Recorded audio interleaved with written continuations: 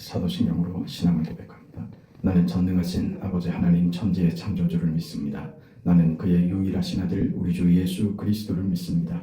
그는 성령으로 잉태되어 동정녀 마리아에게서 나시고 본디오 빌라도에게 고난을 받아 십자가에 못 박혀 죽으시고 장사된 지 사흘 만에 죽은 자 가운데서 다시 살아나셨으며 하늘에 오르시어 전능하신 아버지 하나님 우편에 앉아 계시다가 거기로부터 살아있는 자와 죽은 자를 심판하러 오십니다. 나는 죄를 용서받는 것과 몸의 부활과 영생을 믿습니다. 아멘. 543장 찬송합니다. 543장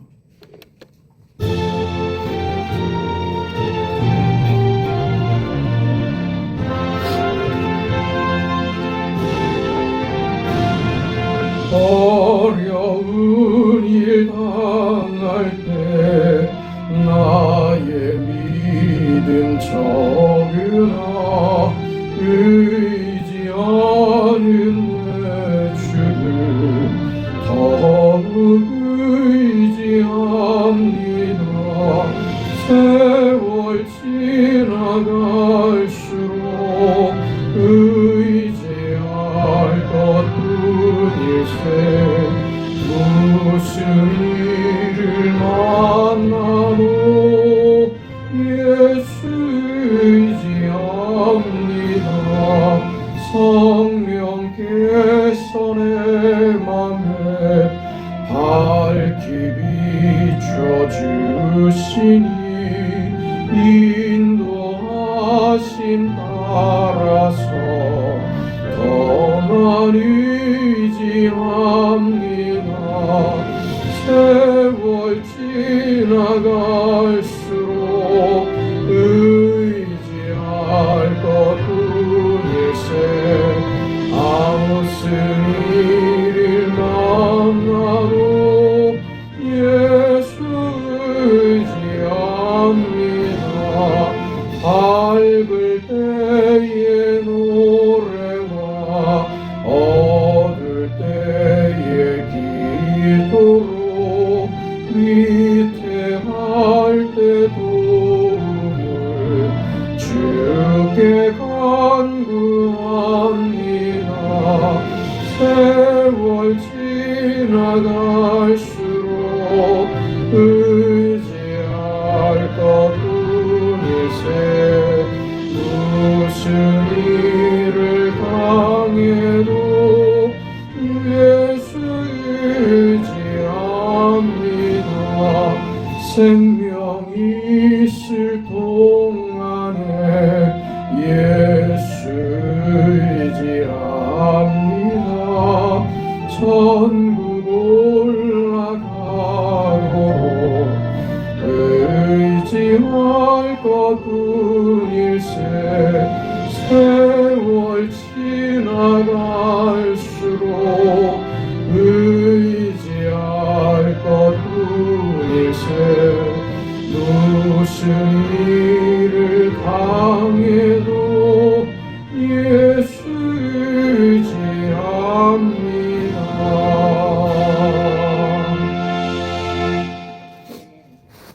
하나님의 말씀 고린도후서 5장입니다. 고린도후서 5장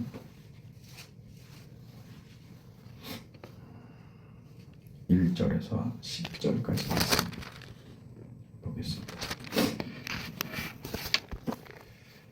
우리 하나님의 말씀을 함께 읽습니다. 만일 땅에 있는 우리의 장막집이 무너지면 하나님께서 지으신 집 곧 손으로 지은 것이 아니요 하늘에 있는 영원한 집이 우리에게 있는 줄 아느니라.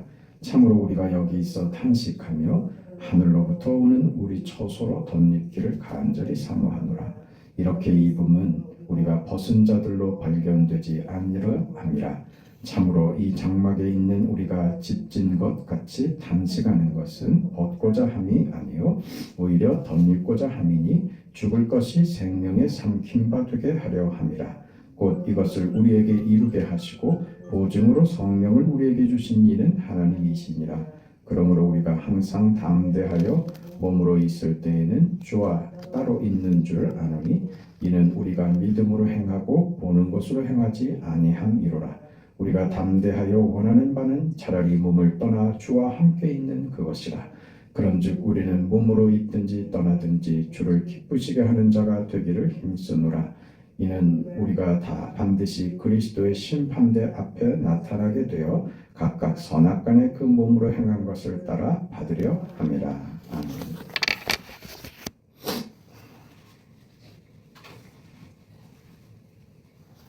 바울은 지금 마치 우리 신앙생활이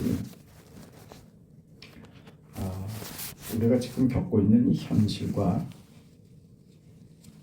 하나님의 그 약속 사이에서 어떤 그 충돌이 있는 것 같고 모순되어 보이는 것 같은 것이 중요한 비밀이다. 우리 신앙생활에 우리가 잘 이해되지 않는 이 현실들 말입니다. 우리 현실 속에 생명과 사망이 다투고 있다. 세상 안에서 우리는 죽은 자 같고 자는 자 같고 잘못한 자 같이 취급을 받고 있다. 그러나 하나님의 일하심 속에서 우리가 겪는 길이 하나님이 우리에게 승리와 영광을 채우시는 길이다. 이렇게 그 이야기를 하고 있습니다.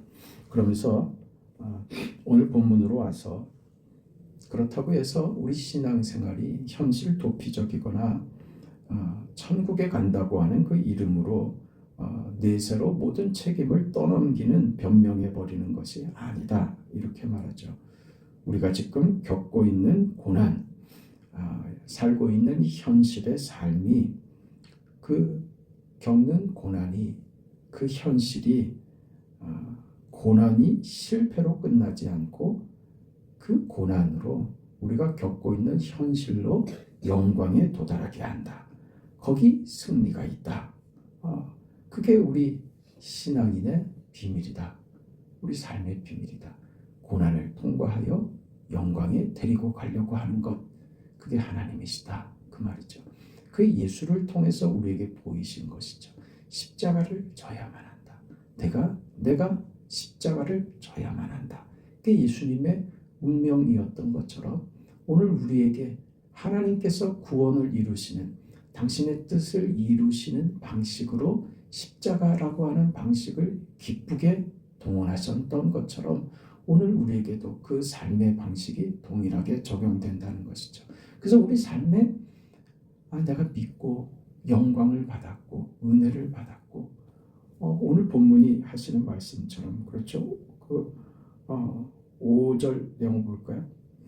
곧 이것을 우리에게 이루게 하시려고 보증으로 성령을 우리에게 주신 이는 하나님이시니라.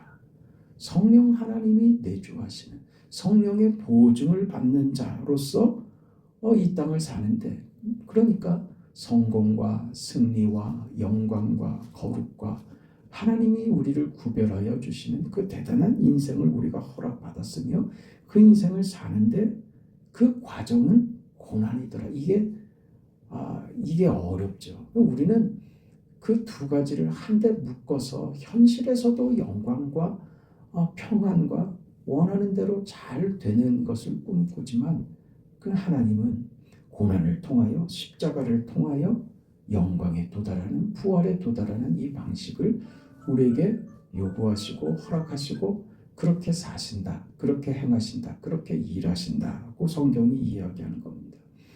그러니까 우리가 이해해야 되는 우리 인생, 신앙으로 받은 우리의 인생은 하나님께서 어떻게 이끌어 가시느냐.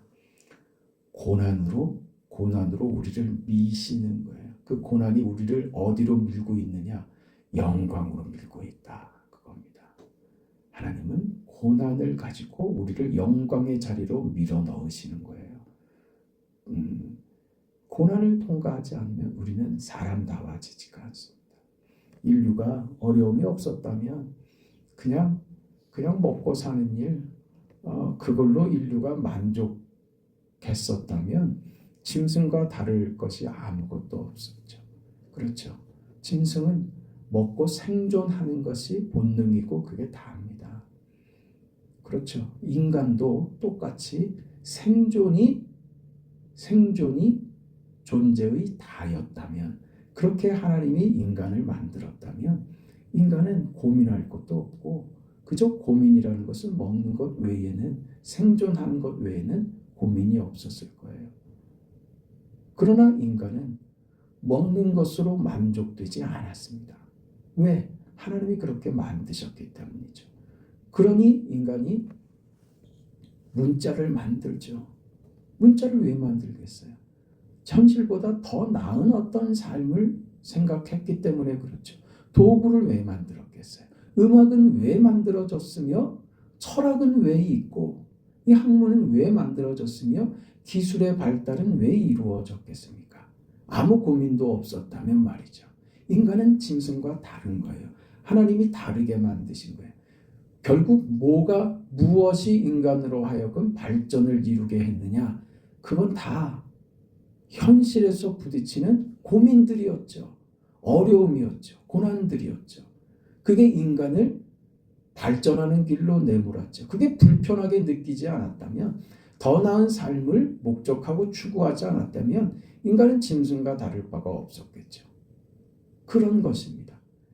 보편적인 인류의 그 발전도, 기술의 발전이나 그런 예술, 문화, 체육 이런 부분의 그 발전들도 뭔가 불만스러운 것들이 자기 속에서 더 나은 어떤 것을 추구하다가 나온 결과들이죠. 신앙의 삶도 그와 마찬가지인 거예요. 우리가 편안하고 만족했다면 우리는 잘할 마음이 없습니다. 그러니까 어려움을 우리를 어디로 몰고 가느냐, 우리를 어디로 밀어내느냐, 그게 하나님의 영광의 자리, 부활의 자리, 하나님이 기뻐하시는 인생, 우리가 다듬어지고 완성되는 그 자리로 우리를 밀어간다는 것입니다. 하나님이 우리 인생에게 행하시는 하나님의 뜻입니다. 그래서 고난은 하나님의 도전이다, 이렇게 말한 거예요. 그저 우리 잘못에 대한 심판과 벌로서만이 아니라 이 고난을 통해서 하나님이 우리를 도전하시는 거라고요. 어디로요? 영광의 자리로 밀어넣으시는 하나님의 도전인 거예요. 내가 너를 포기하지 않는다. 내가 너를 밀어넣어서 네 인생이 내가 원하는 결과를 만들도록, 현실에서 네가 늘 네 인생이 얼마나 대단한 기회인지, 내가 사랑하는 자로 부름받았다는 것이 얼마나 위대한 기회이며 축복인지 깨닫고 너의 인생을 허비하지 말고 내가 기뻐하는 너 인생, 내가 너를 빚어내고 창조하여 너를 목적하였던 그 뜻을 이루는 그런 인생을 살아라. 그게 하나님이 우리에게 요구하시고 기대하시는 것이고, 그렇게 살아내도록 우리를 밀어내시는 거예요. 그 영광의 자리로. 그 방법이 고난이다. 성경이 그렇게 이야기하는 것입니다. 우리는 이것을 그 성령 하나님의 그 내주하심과 우리 속에서 이 뜻을 이루게 하시려고 하나님이 우리에게 허락하신 보증이 되시는 것입니다.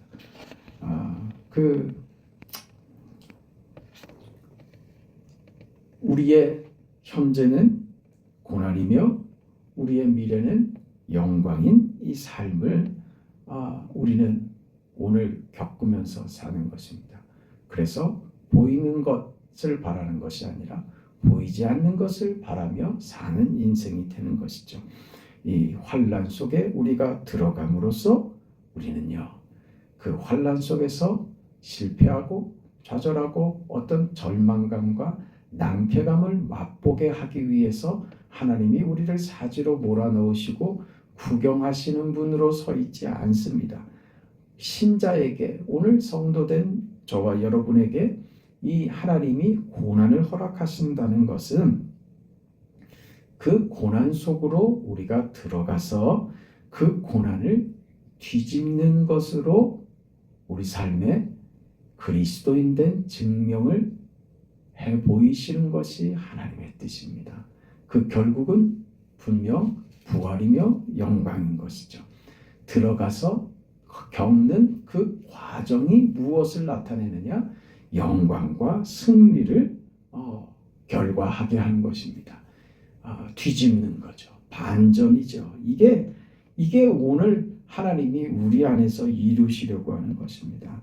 슬픔과 비극과 절망이라는 것은 하나님에게는 없는 것이다. 하나님은 홀로 우리와 격리돼서 우리를 즐기시거나 뽐내지 않으신다. 환난은 하나님이 우리 인생 속에 개입하시는 방법이다. 그 환난이라는 고난이라는 내용을 가지고 우리 인생 속에 찾아오심으로써 우리를 자라게 하신다. 그 환난이 영광으로 바뀌게 하는 그 역전을 보게 하시는 것이다. 그것으로 영광을 보게 하시는 것이다. 이게 하나님의 뜻이다. 우리 옆에 있는 사람들을 함께 붙들고 가게 하는 하나님의 방식, 성육신과 십자가의 방법이다. 그것을 오늘 우리 인생에게도 요구하시고 허락하시고 그렇게 함께 하자고 말씀하신다. 그래서 우리 인생 속에 역전을 이루기를, 우리 인생 속에 날마다 부활이 경험되기를 바라고 계신다. 그러니 우리 그 고난을 기쁨으로 받아들이자. 그 고난은 하나님이 우리 인생, 나의 인생과 내 현실 속에 영광으로, 축복으로, 부활로 밀어내기 위한 하나님의 방식이다. 이것을 깨닫는다면 우리는 당당하게 이 고난을 맞설 수 있으며 도망가는 자리로가 아니라 하나님이 이루시는 영광의 방법으로 이루어내실 그 결과를 목적하고 믿음으로 뛰어 달려갈 것이다. 그때 오히려 고난은 우리에게 힘이 되며 용기가 되고 우리를 더 자극하는 에너지가 될 것이다. 그렇게 되죠. 이 풍랑이 나여 더 빨리 갑니다. 그 찬송의 고백처럼 말입니다. 하나님이 이 방식으로 우리를 이루어 가심을 믿어야 할 것입니다. 그래서 우리는 이 환난을 통해서 언제나 깊이 생각하게 만들죠. 고민하게 만드는 겁니다. 더 잘할 수 있는, 여기서 답이 무엇일까? 내가 어떻게 하면 더 잘할 수 있을까를 고민하게 만들죠.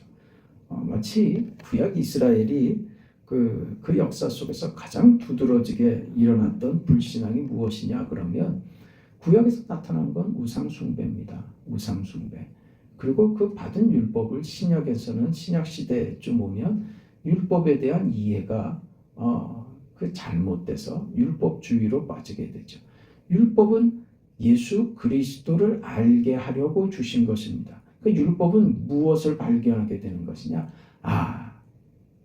내가 스스로 구원에 도달할 수 없구나 하는 것을 알게 하는 게 율법이 돼요. 그래서 율법을 통해서 우리는 무엇을 요구하게 되느냐? 무엇을 갈망하게 되느냐? 은혜를 갈망하게 되는 거예요. 은혜가 없이 내 스스로 율법의 요구를 만족시켜 구원에 이를 수 없구나 하는 것을 알게 하는 게 율법입니다.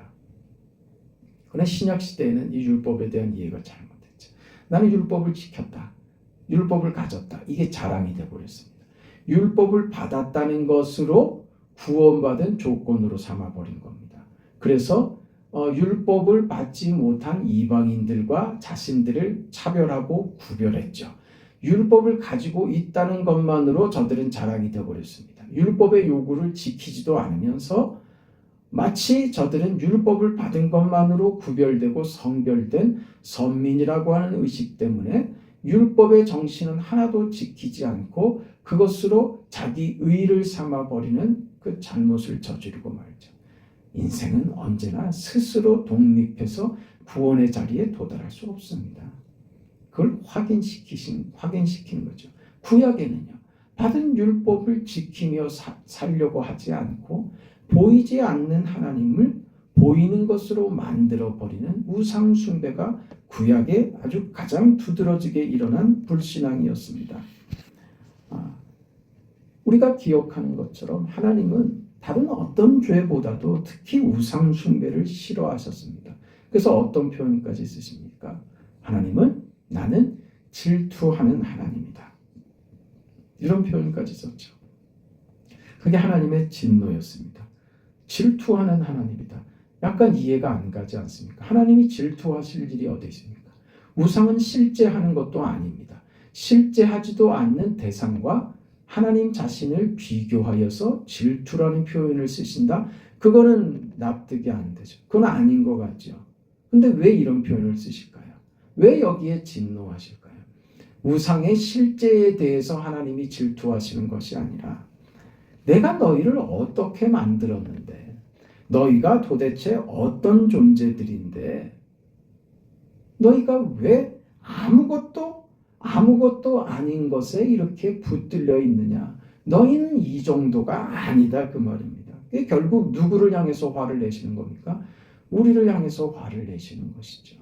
내가 질투한다라고 하는 것은 우상을 향하여 질투한다는 것이 아니라 내가 너를 그렇게 만들지 않았고 그래서 너는 그 정도로 만족해서는 아닌데 너는 마치 네가 아무것도 아닌 것처럼 그렇게 외면하는 인생을 사느냐.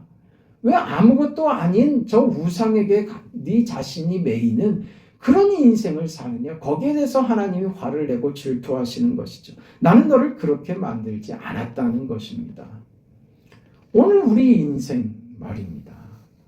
너 인생이 네가 생각할 때는 하루하루가 반복되는 것 같고 아무것도 아닌 인생이 그렇게 아무것도 아닌 세월이 그 시간이 그렇게 의미 없이 지나가는 것 같지만 그렇지 않다. 내가 너를 만들었다는 것이 무슨 의미인 줄 아느냐? 그리고 너의 인생에 이 하루라는 시간들, 이 땅에서 현실을 살아내는 이 시간들을 허락했다는 것이 무슨 뜻인 줄 아느냐? 거기에 내가 너에게 허락한 위대한 것을 담을 시간이야. 내가 너에게 허락한 기회이고 내가 너에게 허락한 건강이며 내가 너에게 지금 현실과 이 시간을 허락한 이유는 그저 소비하는 것으로 의미 없는 것으로 생각 없이 지내는 그런 일상으로가 아니라 그 아무것도 아닌 마치 질그릇 같은 네 인생 속에 내가 허락한 시간과 공간과 너의 그 현실 속에 몰려 영광을 부활을 담으라. 그게 하나님의 뜻인 거예요. 그리고 오늘이라고 하는 우리의 시간은요. 그 기회입니다. 그 기회, 질그릇 같은 내 인생, 아무것도 아닌 것 같은 내 인생에 그 무덤 같은 절망과 답답함과 외면되고 홀로 된 것 같은 세상 속에서의 나의 자리, 무덤 같은 나의 자리에서 부활을 만드시는 하나님을 인생 속에서 경험해라. 그게 내가 너에게 원하는 바다. 내가 너에게 주려고 하는 것이다. 그걸 담아 넣어라. 그렇게 무엇으로 우리를 민다고요? 고난이라는 방법으로 밀어내신다고요. 왜? 고난이 없으면 우리는 생각을 안 하기 때문에 그렇다고요. 고민하지 않고 절망의 기분이 찾아오지 않으면 생각하지 않고 그래서 기도도 하지 않고 애쓰지도 않고 우리 인생에 대해서 고민하지도 않는단 말입니다. 그래서 하나님이 우리를 생각하게 만들려고 고민하게 만들려고 더 신앙적인 용어로 뭐하게 하려고요? 기도하게 하려고 하나님을 찾게 하려고 이런 방식들을 사용하신단 말입니다. 그래서 우리 삶에 뭘 담아내시려고요? 무덤 같은 인생에 부활을 담고 영광을 담고 하나님이 우리에게 본래 기대하시고 허락하시고 주시고자 하는 그 영광의 자리로 우리를 그렇게 인도해 가시며 뒤에서 밀고 계신다. 그 인생을 살고 있다. 그 보증으로 성령을 주셨다. 그 인생을 오늘 우리가 산다. 마치 싸우는 것 같다. 전쟁하는 것 같다.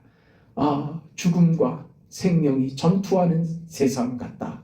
우리는 당하는 것 같은 그런 인생을 산다. 처참하고 무너지고 짓밟히는 그런 삶을 사는 것 같다. 이 이중적인 이 구조 속에서 우리는 늘 당하는 인생 같다. 십자가로 밀려가는 죽음으로 밀려가는 그런 인생 같다. 괜찮다. 그것이 부활을 만든다. 그것이 영광을 만든다. 그 확신을 우리에게 성령으로 성령으로 보증하셨다. 그 성령이 너희 안에 있지 않느냐.